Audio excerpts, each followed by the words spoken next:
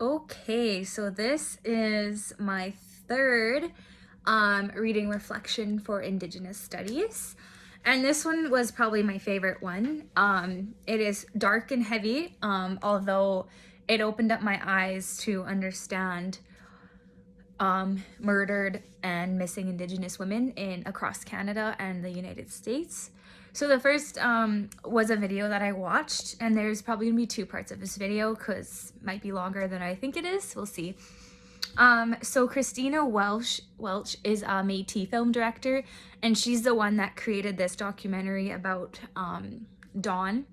And before it gets into like Dawn's story, it actually kind of lets us know in the past 20 years, over 500 Indigenous women were murdered or either missing. That's a lot, and probably more that we don't know of.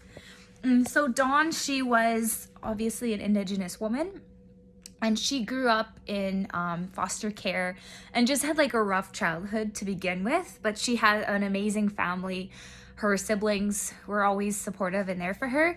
And when they found out she went missing, they were on this story to tell her. So one of her sisters is Lorraine, and she talked about her past and how Dawn got into drugs when she was on the streets because her life was in shambles and she didn't have a healthy way of life, quality of life, I should say. But although when she did go missing, she was in a program to change her life and to just get better and just kind of get off the streets. Unfortunately, I think she was murdered. I don't know how or when, but the sad case is like it's either missing or murdered, so you don't know.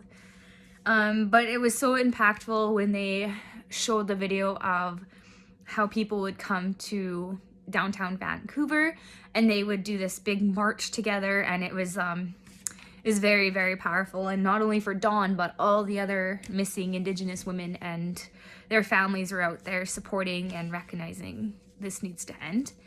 What really ticked me off, made me want to punch a wall, was when they stated that if a privileged white woman, like myself, got missing or murdered, the police would be on that like peanut butter and jelly.